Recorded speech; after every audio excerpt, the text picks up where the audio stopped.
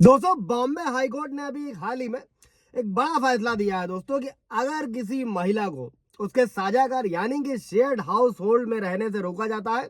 तो फिर ये घरेलू हिंसा की श्रेणी में आएगा दोस्तों। और कोर्ट ने यह भी साफ किया है कि घरेलू हिंसा अधिनियम दोस्तों जो 2005 है की धारा 17 सेक्शन 17 के तहत महिला को साझा घर में रहने का अधिकार है, चाहे उस महिला का उस घर में उसका कोई स्वामित्व, हक या फिर कोई हित ही क्यों ना हो। दोस्तों जय हिंद, नमस्कार। मैं एडवोकेट आशीष मिश्रा। लाइक कर दीजिएगा, शेयर कर दीजिएगा, सब्सक्राइब कर दीजिएगा ताकि ये इन्फॉर्मेशन, ये जजमेंट से और लोग वाकिफ हो सके। अगर किसी भी तरीके के मैट्रिमोनियल डिस्प्यूट है या महिला के हकों की बात आ रही है तो वहां पर ये आप इस्तेमाल कर सकते हैं अपने केस में। अभी मामला क्या था दोस्तों कि जो महिला थी उसके पति की डेथ हो गई थी और डेथ के बाद में साझा घर में रहने के लिए गई थी, लेकिन जो पति के भाई थे यानी कि आवेदक थे उन्हें वहां रहने से रोक दिया। अब इसी मामले की सुनवाई जो है, जो रिवाइज्ड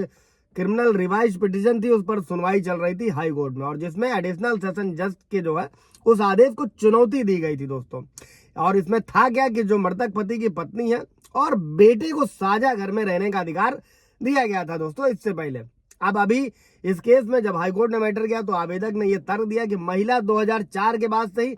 अपने पति के साथ उस घर में नहीं रही है, और चूंकि अधिनियम 2005 में लागू हुआ था और एक तलाकनामा भी तैयार हुआ था, और हाई कोर्ट ने इन सभी दलीलों को जो है वो ठुकरा दिया और ये साफ किया कि जो अधिनियम की धारा 2 है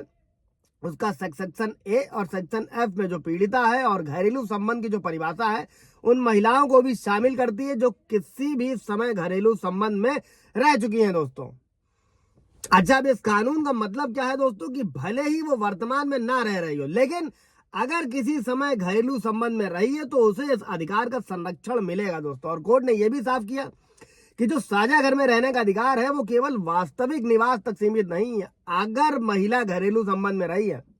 तो ऐसे में दोस्तों वो साझा घर में रहने के जो अपने अधिकार है उनको लागू कर सकती है। और कोर्ट के सामने ये इंपॉर्टेंट फैक्ट आया कि जो है मोहिनी, जो मतलब जो महिला थी, वो वर्ष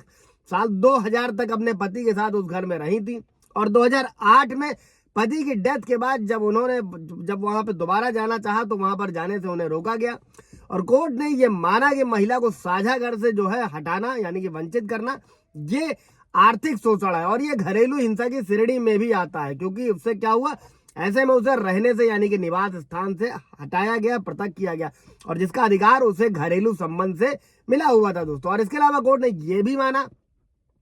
कि ये जो कथित तलाकनामा है ये वैलिड नहीं है, क्योंकि हिंदू विवाह अधिनियम की धारा 13 क्या कहती है दोस्तों कि जो शादी खत्म केवल जो है सक्षम यानी कि फैमिली कोर्ट के आदेश से ही हो सकता है और किसी भी तरीके से नहीं हो सकता। आप लोग भी सुनते हो कि नोटरी वोटरी से नहीं खत्म होता, आपको कोर्ट ही जाना है वैलिडिटी के लिए। और कोर्ट ने क्या किया, निवास का अधिकार बरकरार रखा, लेकिन हाँ आदेशों में संशोधन जरूर किया और ये साफ किया कि जो महिला है और उनके बेटे को संपत्ति की जो है पहली मंजिल पर रहने का अधिकार मिलेगा, जो उनकी सास ने बनाया था वसीयतनामे के हिसाब से। और हाई कोर्ट ने ट्रायल कोर्ट के आदेश को थोड़ा सा संशोधित करते हुए ये सुनिश्चित किया, ये साफ किया कि महिला और उसके बेटे को साझा घर में रहने का अधिकार मिलेगा, और मिला। ये था पूरा जजमेंट दोस्तों। इससे रिलेटेड कोई सवाल जवाब होगा घरेलू हिंसा से रिलेटेड या और भी कुछ तलाक से रिलेटेड तो आप कमेंट में पूछ सकते हैं, क्लियर किया जाएगा। Thank you.